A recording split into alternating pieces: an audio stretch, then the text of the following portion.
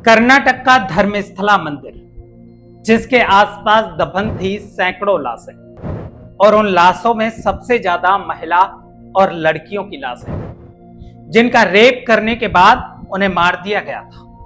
धर्मस्थला मंदिर की एक ऐसी सच्चाई जिसे उजागर करने के लिए शायद खुद ईश्वर ने अपना नया रूप बदलकर ये एहसास दिलाया कि जो कुछ अब तक छुपाया जा रहा है उसे दुनिया के सामने लाने की जरूरत है। अचानक मजिस्ट्रेट के सामने एक नकाबपोश व्यक्ति आता है जो ऊपर से नीचे तक एक काले नकाब से ढका हुआ था। उस व्यक्ति की सिर्फ आंखें ही आंखें चमक रही थी और उस व्यक्ति ने धर्मस्थला मंदिर को लेकर ऐसे ऐसे खुलासे किए कि मजिस्ट्रेट को भी पसीना आ गया।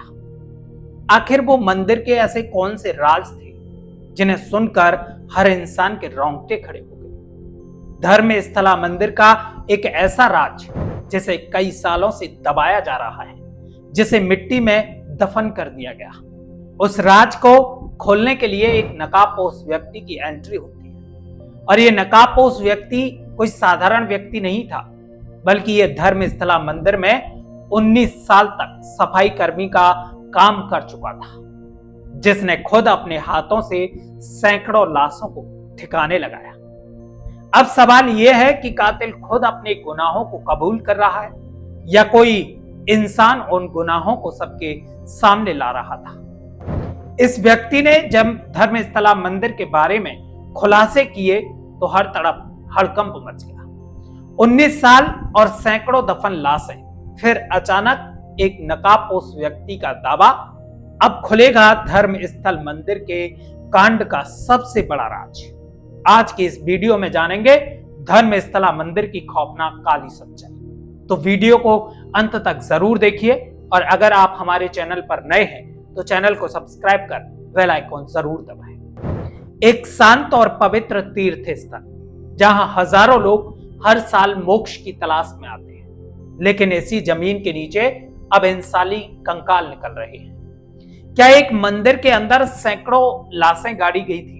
क्या नाबालिग बच्चियों के साथ भी बलात्कार करके उन्हें मारकर दफना दिया गया था? दरअसल साल 1995 में एक 20 साल का व्यक्ति धर्मस्थला मंदिर में सफाई कर्मी के तौर पर नौकरी करने के लिए पहुंचता है, और जब यह व्यक्ति मंदिर के अंदर कुछ दिनों तक काम कर लेता है तो उसके सामने मंदिर की एक काली सच्चाई आती है। यह मंदिर तो हिंदू धर्म का था। इस मंदिर में पूजा करने वाले पुजारी भी हिंदू धर्म से ताल्लुकात रखते थे, लेकिन मंदिर का एडमिनिस्ट्रेशन जैन धर्म से ताल्लुक रखने वाले लोगों के हाथ में था। इस मंदिर के आसपास एक जंगल था, और एक दिन मंदिर के पुजारी उस कर्मचारी को आवाज देकर जंगल में बुलाते हैं। एक मीडिया रिपोर्ट की माने तो जब सफाई कर्मचारी उस जंगल में पहुंचता है तो मंदिर के पुजारियों ने सफाई कर्मचारी से कहा कि एक गाय मर गई है, तुम्हें इसे दफनाना है। जब सफाई कर्मी ने देखा तो उसे कुछ अजीब लगा। उसे महसूस हुआ कि ये जो बॉडी है वो किसी महिला की या किसी लड़की की है। सफाई कर्मी ने देखा तो वो सच में एक महिला का शव था, और उस महिला के शरीर पर कपड़े तक नहीं थे, केवल प्राइवेट पार्ट को कपड़ों से ढका गया था। जब सफाई कर्मी ने मंदिर के पुजारी से सवाल किया तो उसे सिर्फ एक जवाब मिला कि तुमसे जितना कहा गया है तुम सिर्फ उतना करो। सफाई कर्मी ने सोचा कि अगर शायद मैं ऐसा नहीं करूंगा तो मुझे नौकरी से निकाल दिया जाएगा, इसलिए उस व्यक्ति ने उस महिला के शव को दफना दिया। अब उससे अगले ही दिन इसी तरीके की वारदात उसके सामने हर रोज आने लगी।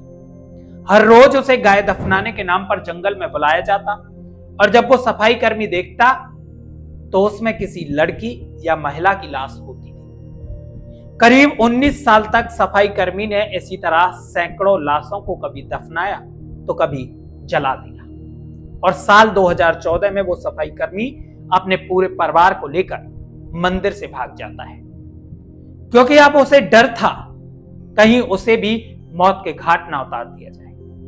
क्योंकि भागने से पहले उसने जब एक लाश को दफन किया था तो वो लाश खुद उसके रिश्तेदार की लड़की की थी। उस लड़की के साथ भी रेप जैसी घिनौनी वारदात को अंजाम दिया गया था, क्योंकि उस लड़की के शरीर पर चोट के निशान थे और शरीर पर कोई कपड़ा नहीं था, केवल प्राइवेट पार्ट को ही कपड़े से ढका गया था। जब सफाई कर्मी मंदिर से गायब हो जाता है तो मंदिर प्रशासन उसे खोजने के लिए तमाम प्रयास भी करता है, लेकिन वो नकाबपोश व्यक्ति पड़ोसी राज्य में जाकर शरण ले लेता है और पड़ोसी राज्य में अपनी पहचान छुपाकर रहने लगता है। और एक दिन वही सफाई कर्मी मजिस्ट्रेट के सामने अपना बयान दर्ज कराता है, और जब मजिस्ट्रेट ने भी इस कहानी को सुना तो मजिस्ट्रेट के भी पैरों तले जमीन खिसक गई। इसके बाद सफाई कर्मी की कोर्ट में पेशी होती है, लेकिन सफाई कर्मी ने साफ तौर पर कहा था कि उसके नकाब को ना उतारा जाए। जब भी सफाई कर्मी को पेशी पर लाया जाता है तो उसके पूरे शरीर को एक काले कपड़े से ढक दिया जाता है। उस नकाब में केवल 2 छेद होते हैं, वो भी आंखों के सामने, जिससे सफाई कर्मी को सब कुछ दिखता रहे। सफाई कर्मी ने हर राज को इकट्ठा करने के लिए अपनी जान तक को दांव पर लगा दिया। सफाई कर्मी का कहना है कि अगर मंदिर के एडमिनिस्ट्रेटर को यह पता चल गया तो वो सफाई कर्मी के साथ साथ उसके पूरे परिवार को मार देंगे। एक मीडिया रिपोर्ट की माने तो सफाई कर्मी ने सुप्रीम कोर्ट के एक वकील को इस घटनाक्रम के सारे सबूत दे रखे हैं, और सफाई कर्मी ने वकील से कहा, अगर मुझे कुछ हो जाए तो भी तुम इन गुनहगारों को सजा दिलवा कर रहना। 29 जुलाई 30 जुलाई को इस नकाबपोश व्यक्ति को उस जगह पर ले जाया जाता है जहां इस व्यक्ति का दावा था कि उसने लाशों को दफनाया है, और उस जगह की खुदाई की जाती है, लेकिन खुदाई के दौरान वहां कुछ भी नहीं मिलता। लेकिन जब 31 तारीख को फिर से लोगों के द्वारा खुदाई कराई जाती है, मशीनों के द्वारा खुदाई कराई जाती है, तो फिर अचानक इस खुदाई में एक कंकाल बाहर निकलकर सामने आता है। उस कंकाल के आसपास पैन कार्ड भी था, क्योंकि घटना को अंजाम देने के बाद जब लाश को दफनाया जाता था तो उसकी पहचान को भी जमीन में छुपा दिया जाता था, उसकी पहचान को भी जमीन के अंदर दफना दिया जाता था।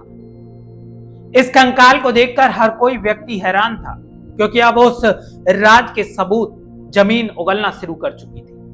अब तक दर्जनों लाशों की हड्डियों को बरामद किया जा चुका है, लेकिन अभी भी इस राज से और भी कई पर्दे उठने वाले हैं।